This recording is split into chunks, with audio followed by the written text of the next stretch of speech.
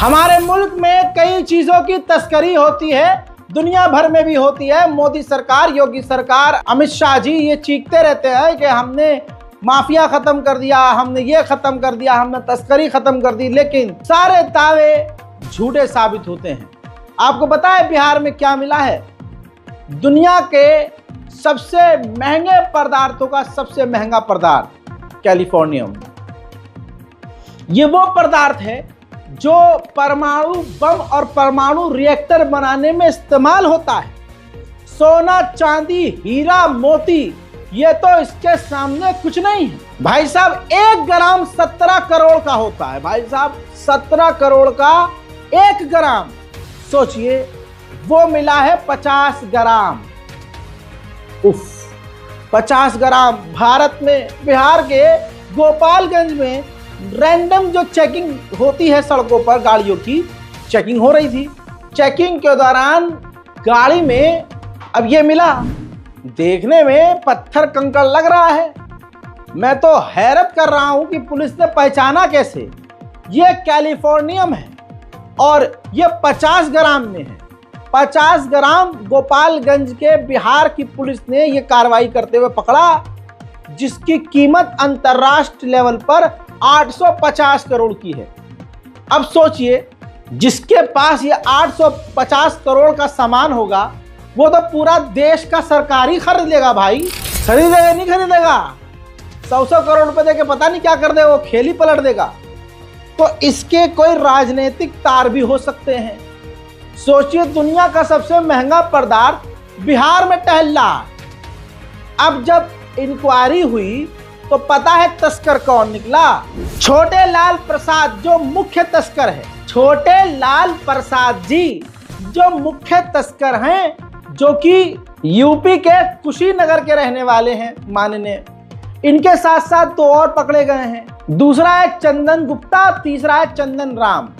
ये नाम और धर्म की वजह से अभी गोदी मीडिया ने ये खबर आपको नहीं दिखाई है और ना दिखाएगा।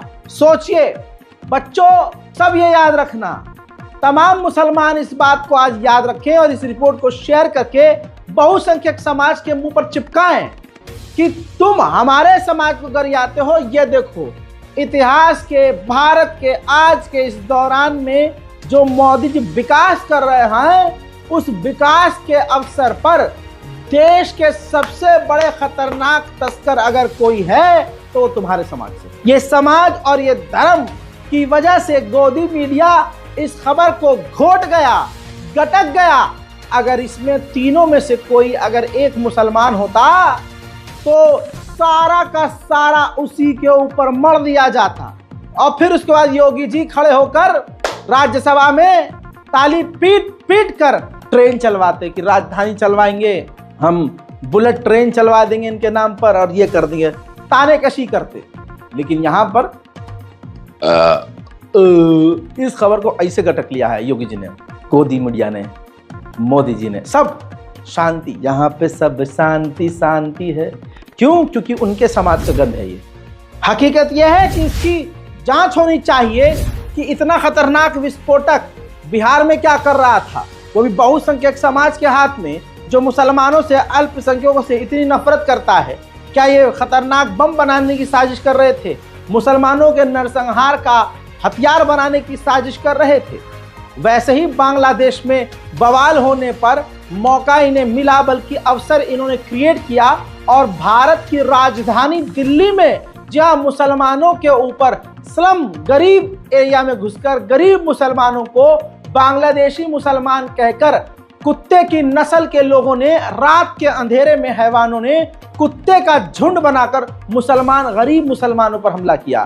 दिल्ली जैसे राजधानी में दिल्ली पुलिस टुकुर टुकुर देखती रही। अगर आप अपनी 4 पहिया वाहन दिल्ली के इलाके में किनारे कहीं खड़े हो जाएंगे 2 मिनट, तो पीछे से जिप्सी आ जाएगी और आपको रगड़ के चली जाएगी, चालान काट के, 1000 पूछताछ करके, गाड़ी की चेकिंग करके। लेकिन दिन दहाड़े या रात के अंधेरे में हिंदू समुदाय, हिंदू संगठन मुसलमान को मार मार कर जान से मार दे तो दिल्ली पुलिस की कान पर जू नहीं रेंगता, अब्बा डब्बा चब्बा हो जाती है पुलिस। अब सोचिए क्या हुआ। शास्त्री पार्क दिल्ली के इलाके में रात के अंधेरे में हिंदू समुदाय के लोगों ने, हिंदू संगठन से जुड़े हुए लोगों ने मुसलमानों को गालियां बक बक के उनके ऊपर जानलेवा हमला किया। और ये वही आतंकी ग्रुप है जिसने कन्हैया कुमार के ऊपर हमला किया था, दक्ष चौधरी। ये देखिए, ये वो दक्ष चौधरी है दड़ियल, जो अक्सर इस तरह के कांड करता है, बीजेपी का व्यक्ति है। साथ ही ये वही व्यक्ति है जिसने अयोध्या के हिंदुओं को मां बहन की गालियां बकी थी, लेकिन अयोध्या के हिंदू भी चुपचाप इसकी गालियां सुनकर मगनमुद रहे, चुप रहे, शांत रहे। आज इसी दक्ष चौधरी ने अपने हिंदुओं का झुंड पकड़ा और शास्त्री पार्क के मुसलमान जो गरीब स्लम में रहने वाले लोग हैं उनके ऊपर गाली गलौज करते हुए जानलेवा हमला कर दिया और पुलिस ने इसको अभी तक गिरफ्तार भी नहीं किया।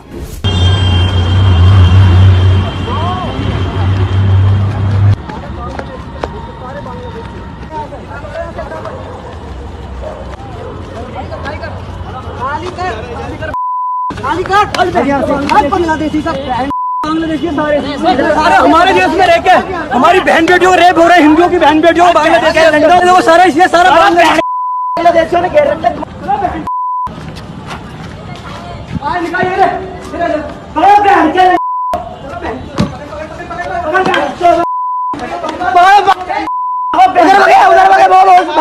बांग्लादेशी है।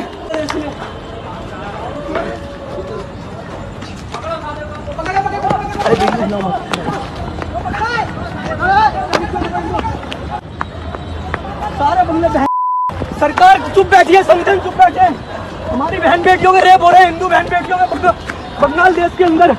और ये सपोले यहाँ पे पनप रहे हैं, सपोले। ये देखो सारा खत्या, सारा ये कूड़े बीनने का काम है इन बहन। और ये सारे इनके यहाँ पे बांग्लादेशी, सारे बांग्लादेशी सारे।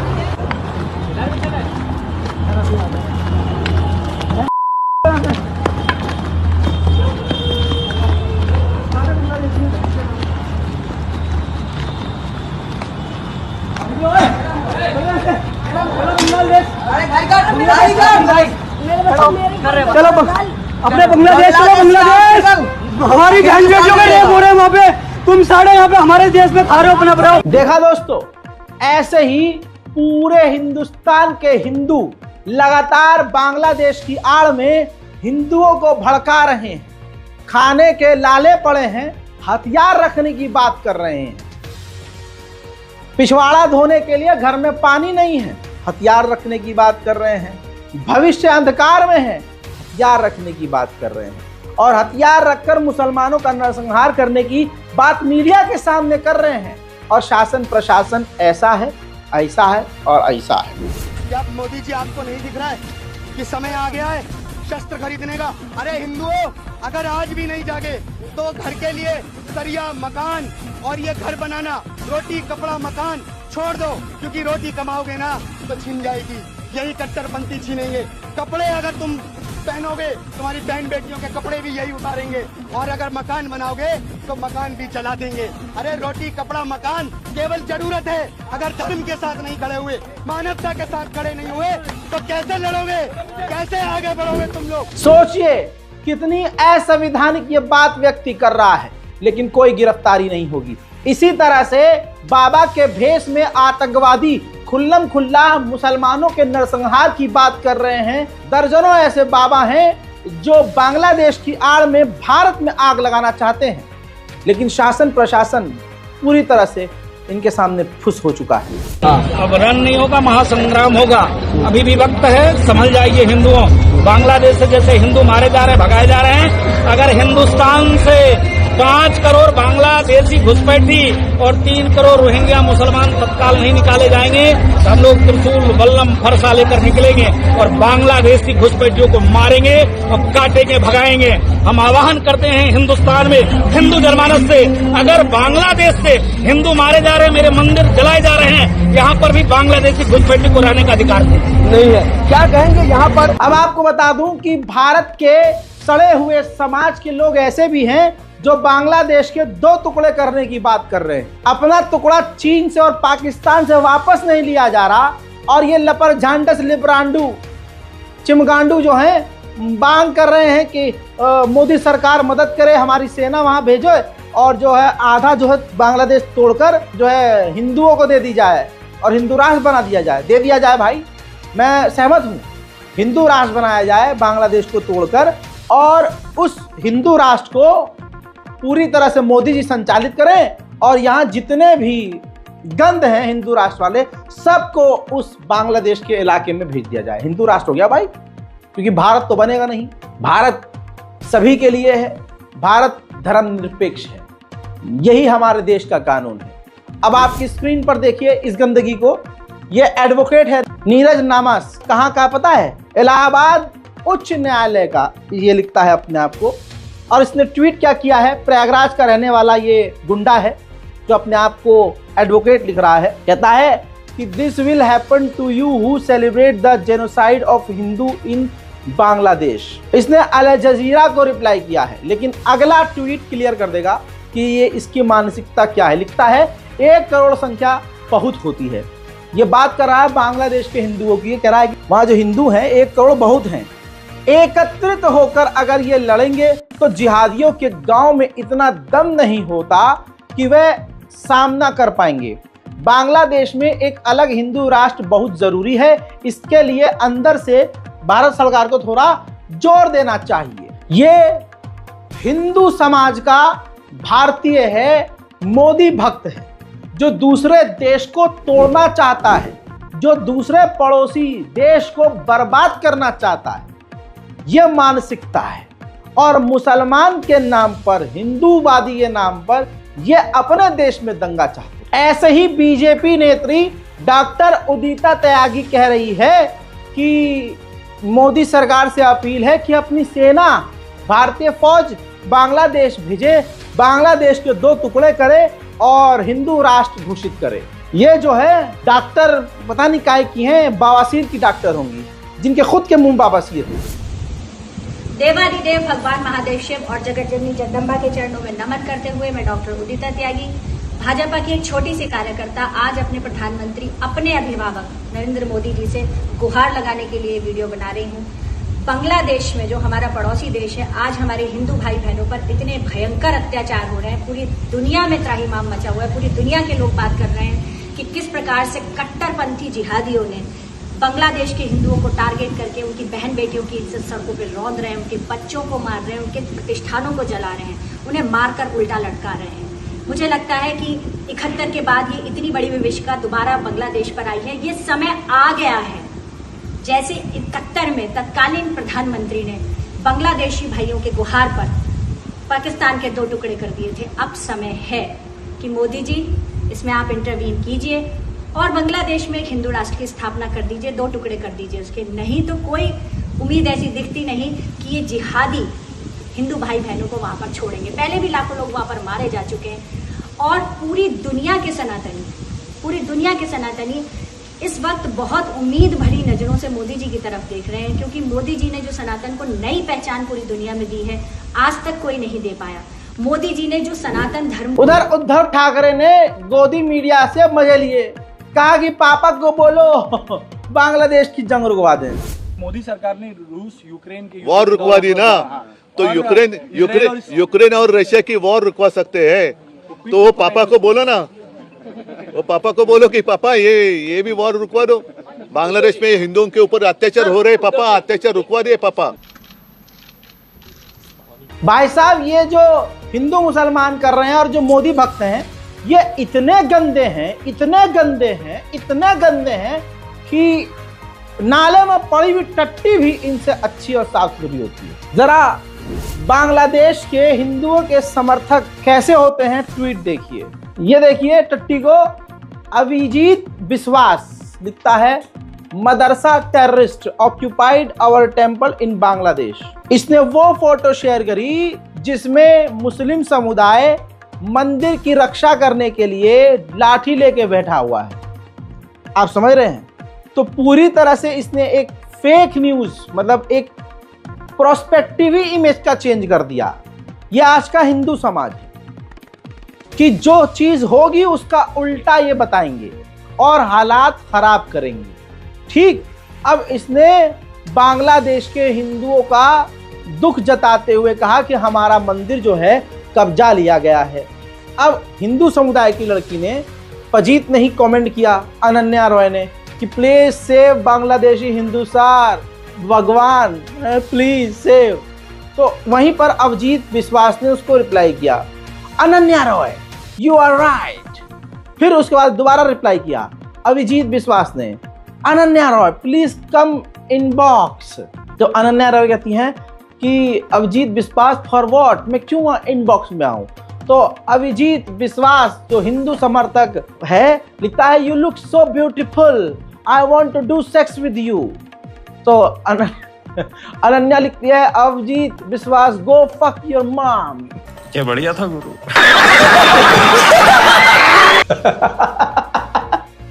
सेव बांग्लादेशी हिंदू सार प्लीज सेव। ऐसे नाले के इतने कच्चे कि अपनी ही समुदाय की लड़की को, मतलब बात हो रही है कि हिंदुओं को बचाना है, बांग्लादेश के हिंदुओं को बचाओ, लड़की देगी बार बजाए हिंदू, आओ तुम मेरे पास आओ।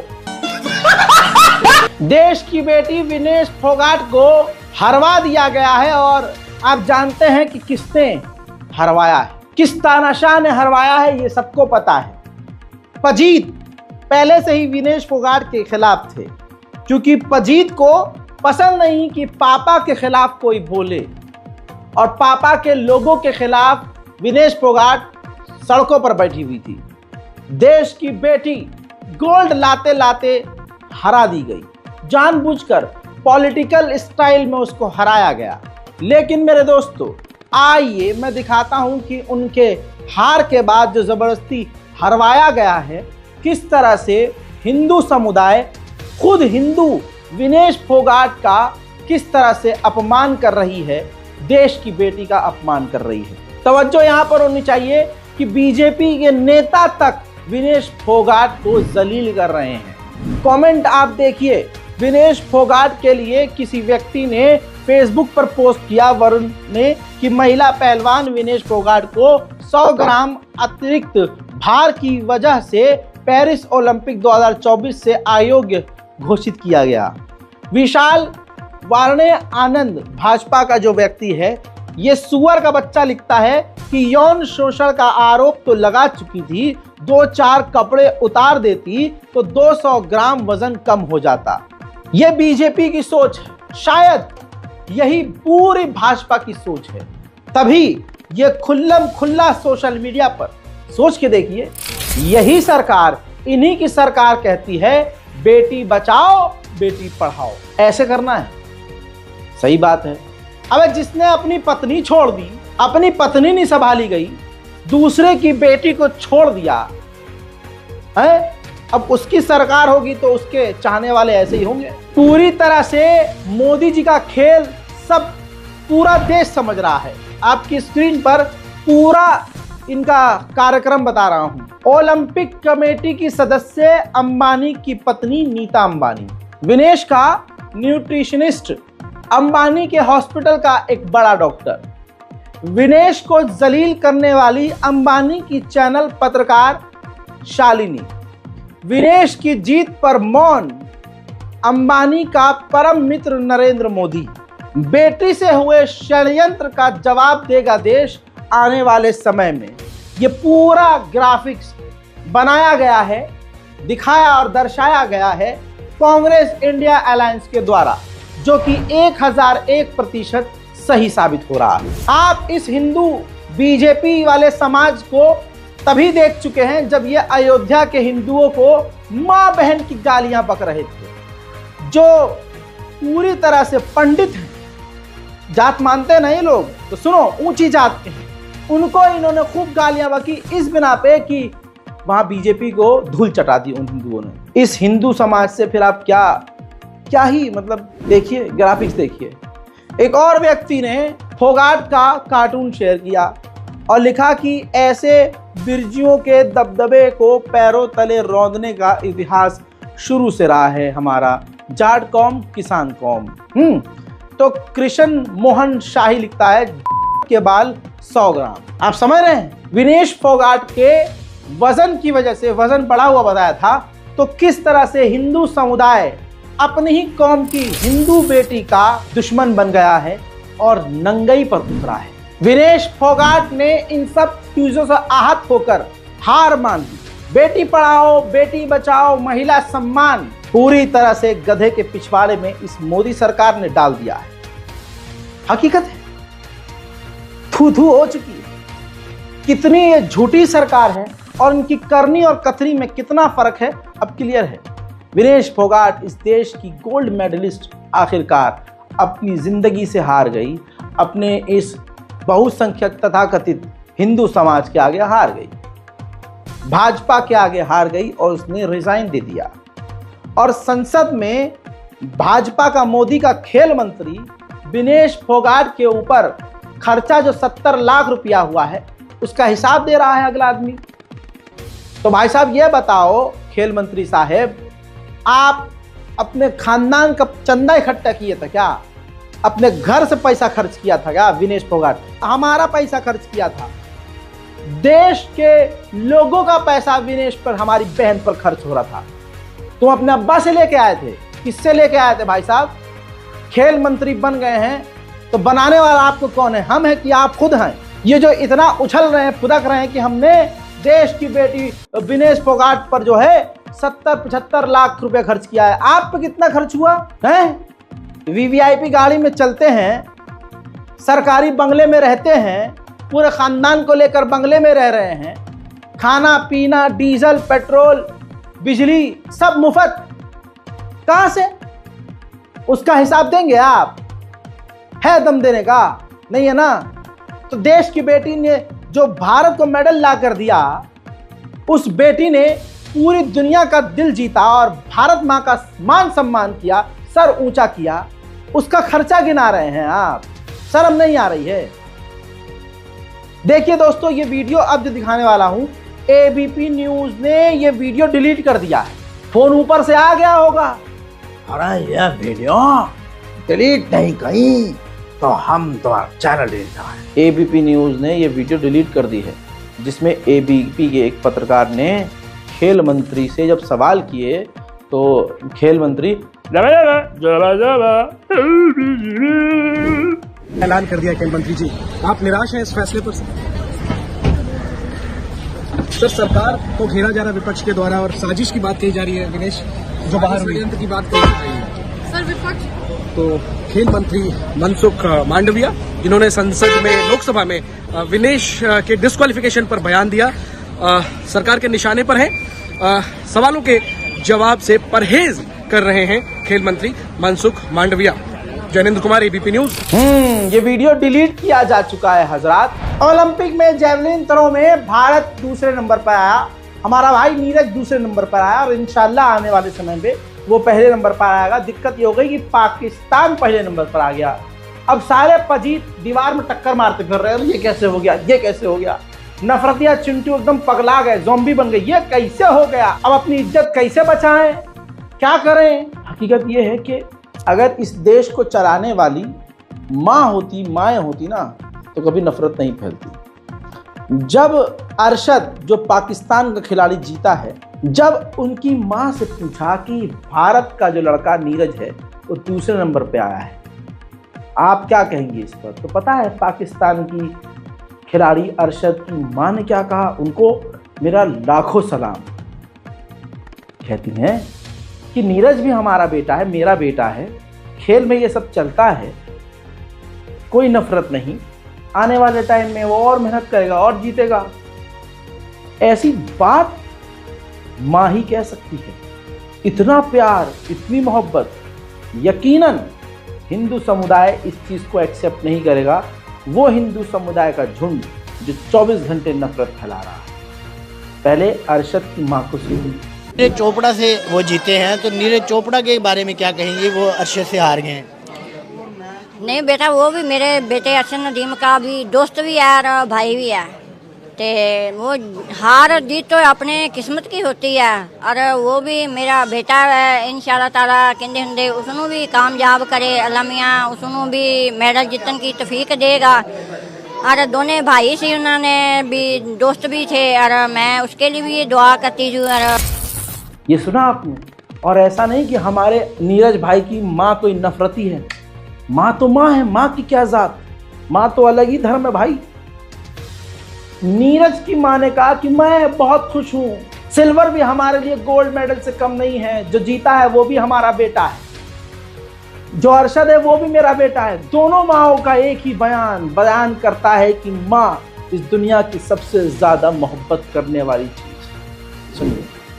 नहीं जान तो बहुत खुश है, हमने तो सिल्वर भी गोल्ड वर्ग लग रहा है, गोल्ड उसका है वो भी हमारा लड़का है जो मेहनत करके सब जा रहे। थोड़ा दिन खराब है, थोड़ा बहुत ज्यादा फाउल हो गए, कोई बात नहीं जी, ये तो तीनों हुए हैं बच्चे के खिलाड़ी के। आप लोग खुश हो? कोई बात नहीं, खुश है जमा, पूरे खुश है। पिछली बार आया था तो फेवरेट खाना बनाया था। हाँ जी, फेवरेट खाना जरूर बनाएंगे, आओगा जी, फेवरेट जरूर बनाएंगे। अब यहाँ जो हिंदू समुदाय है, अब ये कैसे करें, ये तो पाकिस्तान कैसे करें, अब क्या करें, अपनी इज्जत कैसे बचाएं। गुलागू गोबर लाओ, गोबर मुंह में छड़क के लेके आओ। हाँ ओ कमाल का आइडिया, एक काम करता हूं, जल्दी से पाकिस्तान के अरशद को ब्राह्मण घोषित कर देता हूं। ला ला ला ला ला। देखिए दोस्तों, ऐसे ही किया एक व्यक्ति ने, खिलाड़ी अरशद वाचस्पति शर्मा जी ने फेसबुक पर पोस्ट किया। नदीम भाई को कोई गुजर बता रहा है, कोई जाट, कुछ लोग खत्री बोल रहे हैं और कोई उन्हें राजपूत और राणा बता रहा है, परंतु जितनी शांति और सौम्यता उनके किरदार में दिखाई दे रही है, उससे स्पष्ट है कि उनके पिछले पूर्वज जरूर ब्राह्मण समाज से रहे होंगे। यानी वाचस्पति शर्मा ने अरशद बहरहाल अरशद जी को इन्होंने ब्राह्मण समाज बता दिया। लिखता है आगे कि पाकिस्तान वालों ने अभी तक उनकी कास्ट क्यों नहीं बताई, ये गलत बात है। फिलहाल हम तो खोज के निकाल ही लिए हैं, हमसे कैसे बचोगे भाई। हैशटैग ब्राह्मण रॉक। अरे भाई साहब, अरशद नदीम शर्मा इस तरह से पाकिस्तान के अरशद नदीम को अरशद नदीम शर्मा आड़ भक्त ने घोषित कर दिया। बताइए। आगे बढ़ते हैं। मथुरा के फर्जी केस पर सुप्रीम कोर्ट ने सर्वेक्षण पर नवंबर तक के लिए रोक लगा दी है। सबको पता है खेल गंदा है, मसाजिद को चुराने और हमारी जमीन को जबरदस्ती अपना घोषित करने का काम हिंदू संगठन कर रहे हैं। बहरहाल सुप्रीम कोर्ट का बहुत बहुत धन्यवाद। वहीं सुप्रीम कोर्ट ने यह भी हिजाब के मामले पर सुनवाई करते हुए कह दिया कि ये कैसा महिलाओं का सशक्तिकरण आप कर रहे हैं कि परिसर के अंदर, कॉलेज के अंदर, स्कूल के अंदर लड़की क्या पहन के आएगी, लड़कियों का क्या पहनावा होगा, वो क्या पहनना चाहती है, इसको आप तय नहीं कर सकते। ये कैसा सशक्तिकरण है भाई। फिर सुप्रीम कोर्ट के इस बयान के बाद हिंदू संगठनों और हिंदूवादी यूनिवर्सिटी और गंदे सोच वालों के मुंह पर जोरदार तमाचा लग गया है। पूरी तरह से अमीरों के नाम ये मोदी पूरा देश कर रहे हैं। मोदी अपने चहितों के कदमों में पूरा देश डाल रहे हैं। अयोध्या की 13,000 एकड़ की जमीन बाबा रामदेव, रविशंकर और अडानी के नाम हो चुकी है, वो भी सेना की 13,000 एकड़ जमीन। और हिंदू यहाँ आजकल चीख चीख के कहता है आएगा तो मोदी ही, मोदी जिंदाबाद, मोदी सबसे बढ़िया आदमी, मोदी से अच्छा कुछ नहीं। लो, आपको दिल्ली दंगे भी याद होंगे, किस तरह से मुसलमानों के ऊपर अत्याचार किया गया, आज खुलकर सामने आ गया है। एक ब एक परतें खुल चुकी हैं। दिल्ली पुलिस ने दंगाइयों का ही रूप अपनाते हुए, ये तस्वीर आपको याद होगी जो रिपोर्ट के साथ है, जबरदस्ती कुछ मुसलमानों से उनको घायल करके, पीट करके जबरदस्ती राष्ट्रगान गवाया था और उन्होंने गाया भी था। तो अब खबर ये है, दिल्ली दंगों के दौरान मुस्लिम युवक की पिटाई के बाद जबरन राष्ट्रगान गाने के लिए मजबूर करने वाले पुलिस कर्मियों के खिलाफ अब सीबीआई ने एफआईआर दर्ज कर दी है। पीड़ित युवक की पुलिस हिरासत में मौत भी हो गई थी दोस्तों। तो मुसलमान इस देश के लिए कुर्बानी, शहादत देता आया है और एक समुदाय मुसलमान को मारता आया है और गोडसे और देश के गद्दार सावरकर का आरती उतारता आया। अंतर्राष्ट्रीय संगठन ओआईसी और यूएन और तमाम ह्यूमन राइट एजेंसियों को इस पर ध्यान देना चाहिए कि अब भारत में मोदी सरकार के चाहने वाले और खुद मोदी सरकार मुसलमानों के नरसंहार का ऐलान करवा रही है। मुंबई जैसे बड़े शहर में नारे लगाए जा रहे हैं, जिहादियों की कब्र खुदेगी सावरकर की धरती पर। ऐसे खतरनाक और नरसंहार करने वाले स्लोगन्स खुलेआम दिन दहाड़े मुसलमानों के खिलाफ पुलिस प्रशासन के दौरान पजीत लगा रहे हैं।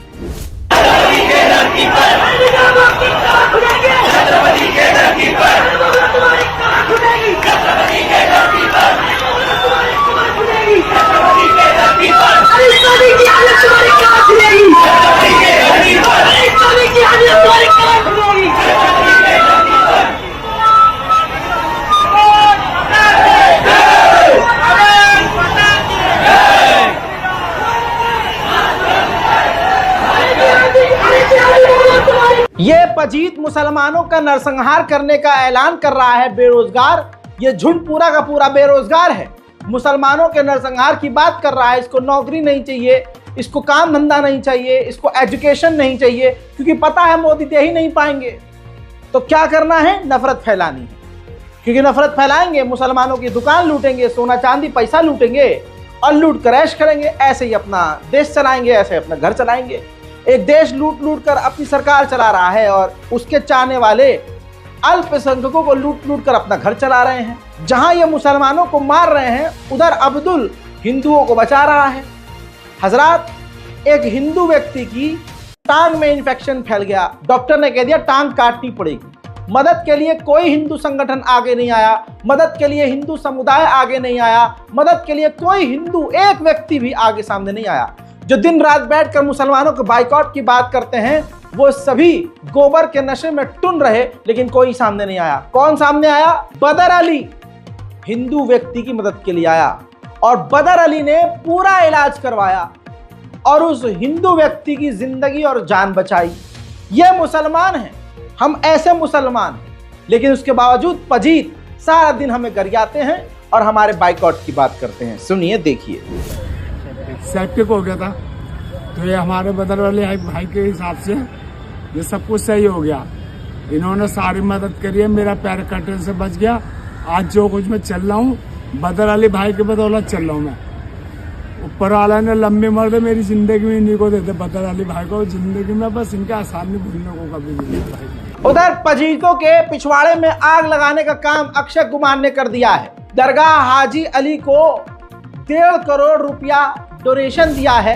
आपकी स्क्रीन पर आप देखिए, खुद अक्षय कुमार वहां पहुंचे थे दरगाह हाजी अली पर। उन्होंने ज़ियारत करी, दरगाह पर जाकर खुद जो है चादर चढ़ाई और डोनेशन भी दिया।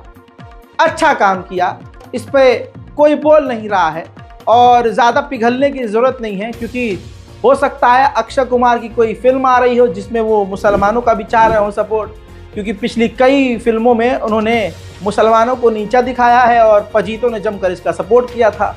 अब पजीत जो हैं परेशान हैं कि अब क्या करें।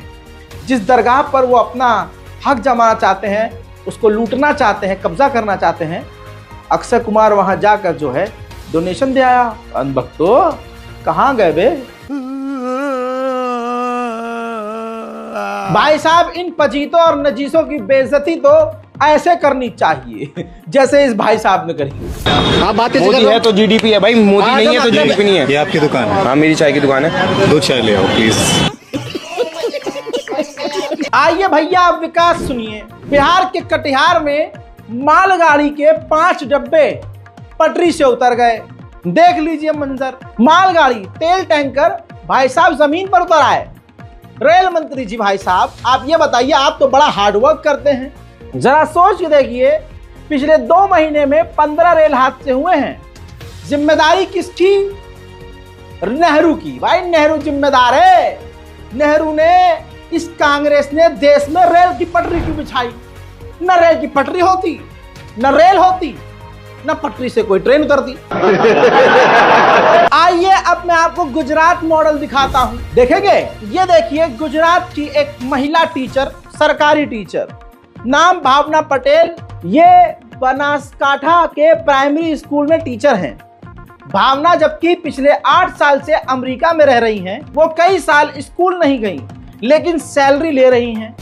भावना सिर्फ दिवाली पर गुजरात आती हैं तब स्कूल बंद होता है। बैठकर अमेरिका में खूब मौज काट रही हैं और बैठे बैठाए सैलरी ले रही हैं। यह है गुजरात मॉडल। वाह मोदी जी, वाह वाह। उधर फिलिस्तीन के मुद्दे पर दिल्ली में कुछ जिंदा इंसानों ने, जिनका जमीर जिंदा है, उन एक्टिविस्ट ने इजराइल की एम्बेसी के बाहर शांतिपूर्वक तरीके से जेनोसाइड के खिलाफ प्रदर्शन करने की कोशिश की। जेनोसाइड के सपोर्ट में, इजराइल के सपोर्ट में मोदी की पुलिस ने उन तमाम प्रदर्शनकारियों को जबरदस्ती डिटेन कर लिया, गिरफ्तार कर लिया। हालांकि कई घंटों के बाद उनको रिहा कर दिया गया, लेकिन वो मंजर बड़ा अजीब था। ऐसा लग रहा है कि पुलिस, भारतीय पुलिस, दिल्ली पुलिस, भारत सरकार इजराइल के नरसंहार में साथ देना चाह रही है, जबकि भारत का इतिहास ये है कि भारत ने हमेशा जुल्म और अत्याचार के खिलाफ बोला है।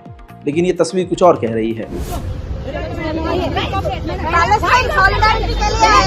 फिलिस्तीन की सॉलिडारिटी के लिए आप ऐसा करेंगे?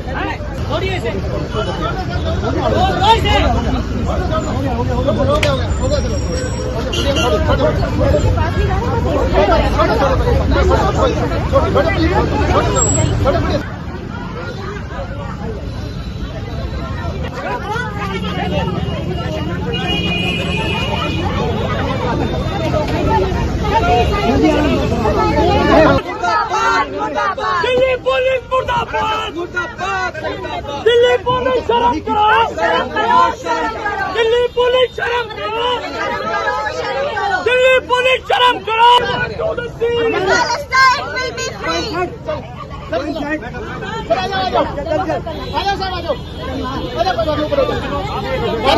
From the river to the sea, from the river to the sea, from the river. वहीं जनता की नाक में दम इस खाकी ने किया है। खाकी वर्दी अब सिर्फ धमकी देने के लिए, जनता की सेवा करने के लिए नहीं है, धमकी देने के लिए, धौंस जमाने के लिए है। रेलवे पुलिस के जवान एसी के सेकंड कोच में रिजर्व वाली सीट पर बैठकर फाइल कर जा रहे थे। जिनकी वो सीट थी, जिन्होंने पैसा खर्चा किया, जब वो पैसेंजर्स वहां पहुंचे तो उनसे ही वो पुलिस वाला धमकी देकर बात करने लगा कि हम नहीं उतरेंगे, हमारा अधिकार है, हम तो पुलिस में हैं, हम तो रेलवे में हैं, रेलवे से आके बात करो। इतनी बहस, जान से मारने तक की धमकी उसकी बातों में नजर आ रही थी कि अगली बार मिलोगे तब बताएंगे। ये है भारतीय रेल, ये है मोदी सरकार और ये है हमारे रेल मंत्री की बड़ी मेहनत, कड़ी मेहनत। 28 घंटे काम करते हैं इसके लिए। देखिए, इस गाड़ी में हो ऑन ड्यूटी? हाँ ऑन ड्यूटी है। हाँ दिखाइए आप। अलीगढ़ से है, अलीगढ़ का स्कॉट चलता है इसमें। अलीगढ़ का स्कॉट चल रहा है, लेकिन आप थोड़े चल रहे हैं। अरे तो मैं अपनी दूसरी लेने जा रहा हूँ। दूसरी लेने जा रहे हैं तो इसमें दिखाइए आपको अधिकार मिला है चलने के लिए। अच्छा हाँ सुनो, अब बहस में कहीं जाइए, यहाँ पे चलिए, बहस मत करिए। आपको पास मिला है इस गाड़ी में चलने के लिए प्रॉपर? नहीं, आपको इस गाड़ी में चलने के लिए प्रॉपर पास मिला है? ड्यूटी करने किससे जाएंगे बताओ? आपको इस गाड़ी में प्रॉपर पास मिला है? नहीं बैठ के जाएंगे। बदतमीजी कर रहे हैं आप। मैं इनका नहीं बनाता हूँ, तू क्या हाँ बनवाइए। लाइव चला कैमरा हाँ निकाल रहे हैं। तो मैं भी बताता हूँ, रुक जाओ। लाओ इधर आ जाओ। क्या नाम आपका बताना? आप बताइए अपना नाम क्या है? क्या पास है यात्रा? सेकंड एसी में कर रहे हैं? हाँ सेकंड एसी में आप यात्रा कर रहे हैं। पास दिखाइए, पास दिखाइए। तुम्हारे पास है? हाँ हमारे पास है। 2000 रुपए की अथॉरिटी होती है, तुम्हारे पैसे चेक करवाऊंगा कितने। हाँ आप चेक करवा लीजिए। आप अपना पास दिखाइए जी। मेरे पे नहीं है, रेलवे से पास नहीं है। रेलवे ने मुझे ऑथोराइज किया है नौकरी करने के सेकंड लिए। एसी में बैठने के लिए बैठने के लिए आपके इन्होंने नहीं, हमने नहीं बताया, हमने नहीं बताया। ये रहे इन्होंने का बैठ जाओ। दिखाओ पास दिखाइए। तुम्हारा आई कार्ड दिखाओ, आई कार्ड आप पास दिखाइए। ज्यादा बहस मत करिए, यहाँ से निकल जाइए। चाहिए ज्यादा बहस मत करिए, यहाँ पे चलिए। तुम कुछ भी बना लो, हाँ समझ गए, और बनाते रहना इसे। जिस दिन मिल गया अगली बार उस दिन मैं बता दूं। क्या करोगे भाई? क्या करेंगे? कुछ नहीं करेंगे। नहीं क्या करोगे आप? अगले दिन क्या करोगे आप? जब मिलोगे तब क्या करोगे? क्या करोगे? कुछ नहीं कर रहे न धमकी दे रहे हो? बताओ क्या करोगे? धम विदाउट टिकट हो और क्या? बताओ विदाउट टिकट हो? टिकट दिखा, टिकट बनवाइए। चलिए क्यों बनवाए? क्यों विदाउट टिकट चले हो? रेलवे से पूछो क्यों? रेलवे मतलब नहीं है, आप कंट्रोल मैसेज दिलाइए। तुम्हें यहाँ कोई प्रॉब्लम हुई, कौन आएगा? नहीं आप कंट्रोल मैसेज दिलाइए। जो ऑन ड्यूटी चल रहा है उससे मतलब है हमें। अच्छा भाई साहब, आप लोगों से अपील है, इन खाकी वर्दी से डरने की जरूरत नहीं है। ये हमारी सेवा के लिए है, सिर्फ मेवा के लिए नहीं। कहीं भी ऐसी हरकत हो तुरंत कैमरा चालू कीजिए और यकीन कीजिए, बता रहा हूं, रिकॉर्डिंग नहीं कीजिए, सीधा किसी भी सोशल मीडिया पर लाइव चले जाइए। लाइव क्या होता है, ये कनपट्टी में बंदूक रख के आपकी वीडियो डिलीट कर सकते हैं, फोन तोड़ सकते हैं, फेंक सकते हैं।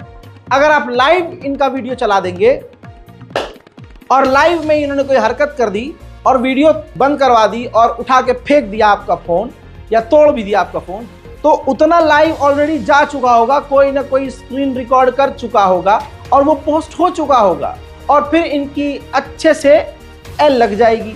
इसलिए कह रहा हूं, समझदारी से जनता काम ले और इनसे डरने की जरूरत बिल्कुल नहीं है।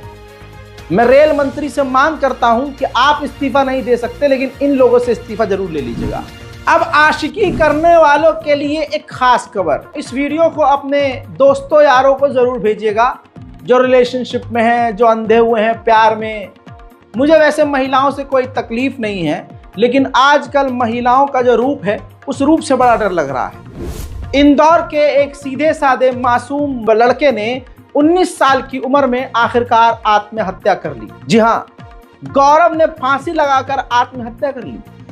25 साल की अपनी उम्र से बड़ी शिक्षिका, टीचर, अंग्रेजी की टीचर आकांक्षा के साथ वो रिलेशनशिप में था। गौरव पर झूठा आरोप आकांक्षा ने लगाया और 11 महीने से ये रिलेशनशिप में थे। गौरव के परिवार वालों ने बताया कि गौरव इसके टॉर्चर से तंग आकर पहले ही थाने में शिकायत कर चुका था। केस को निपटाने के लिए 3 लाख रुपया मांगा गया था गौरव से और परिवार ने महिला अधिकारी को 45,000 रुपया दे दिया था, क्योंकि इस लड़की ने, शिक्षिका आकांक्षा ने रेप केस भी कर दिया था। गौरव ने खुद इस शिक्षिका के खिलाफ ब्लैकमेलिंग की शिकायत दर्ज कराई थी, लेकिन भाई साहब हम तो लड़के हैं, लड़की जो कह दे वही होगा। अब लड़के के दोस्तों और परिवार वालों के पास चैट मौजूद है जो मैसेज आकांक्षा अपने बॉयफ्रेंड को कर रही थी, गौरव को कर रही थी। जैसे कि आप ये स्क्रीनशॉट देख सकते हैं, मतलब मैं मना करूं और तेरा मन हो, तू जबरदस्ती लिटा दे और फला, मतलब इसमें आप अश्लील चैट पढ़ सकते हैं। सेक्स करने के लिए उकसा रही है अपने बंदे को, लेकिन बॉयफ्रेंड इसका मना करता है क्योंकि वो महसूस कर लेता है कि ये बंदी कुछ ना कुछ गलत करेगी। हालांकि आजकल के लड़के इतने शरीफ होते नहीं हैं। इसके बाद जब वो ब्लैकमेल करने लगी तो आपको बता दूं कि गौरव ने उस लड़की के भाई को सारे स्क्रीनशॉट भेजे और कहा कि देख भाई, तेरी बहन को समझा थोड़ा, मेरे को फालतू की धमकी दे रही है, जिसमें आप देख सकते हैं फिजिकल हरासमेंट केस में फंसा दिया तो सच में फंस जाएगा, ये धमकी होती है। मैं तो अभी भी मतलब सिर्फ समझा रही हूँ। नीचे देखिए, लड़का रहने को मना कर रहा था साथ में, तो कह रही है तू छोड़ सकता है, ये मत भूल मैं लड़की हूँ, बेकार में फंसा सकती हूँ। विमेन, परिवार वालों का हाल देखिए। और मैडम के ऊपर प्रशासन के ऊपर कार्रवाई की जाए। मेरे दोस्त के साथ बहुत गलत है, उसके कारण मेरा दोस्त पूरा दिन भर परेशान रहता। अगर पुलिस सबको फोन करके ब्लैकमेल करती थी वो लड़की, उसको लड़की ये चेट है उसकी, वो लड़की कह रही है मेरी ब्रा के बटन खोल। वो फिर मैं करूंगी जब पता चलेगा। धमकी दे रही थी कि मैं माइनर हूँ तो तेरे साथ कुछ भी गलत कर सकती हूँ, तू मुझसे बात करनी तो।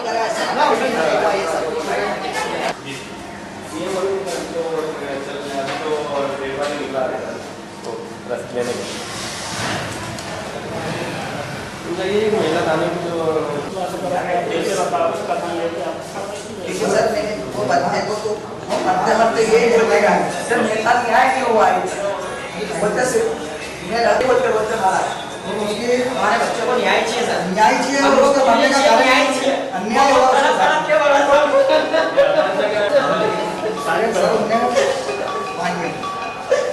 उन्हें पहले क्या है, तो बच्चे की सुनी नहीं, तो बच्चा बहुत डिप्रेशन में आ गया। वो अंदर वो बोल रहा था, एक ही चीज बोल रहा था, वो दोनों माँ बेटी खाने में भी हंस रही थी सर, हमारा बच्चा बोल रहा था कि वाइफ की सुनवाई नहीं कर रहे थे। के बाद में क्या ना, वो दो माँ बेटी हंस रही थी, बस वो यही बोला था मेरे से। मैंने मैडम से 2-3 बार रिक्वेस्ट करी कि मैडम एक बार इसके दिल की बात सुन लो, एक बार इसकी दिल की बात सुन लो, उन्होंने नहीं सुनी, उसको पुकारा उसको।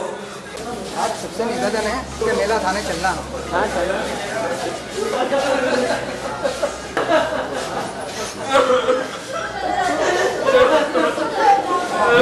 तो प्यार में अंधे लड़कों से यही कहूंगा, आज जो ये कानून है, इस कानून का गलत इस्तेमाल लड़कियां कर रही हैं।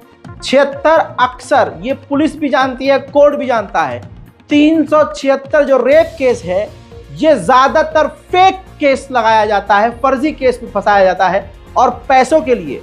मैं आपको बता दूं, आकांक्षा अपने बॉयफ्रेंड से पैसा भी मांग रही थी, पैसे की डिमांड कर रही थी। यह हाल है और इसके जिम्मेदार वो हैं जिसने अपनी पत्नी छोड़कर पूरे देश का बेड़ा गर्क किया हुआ है।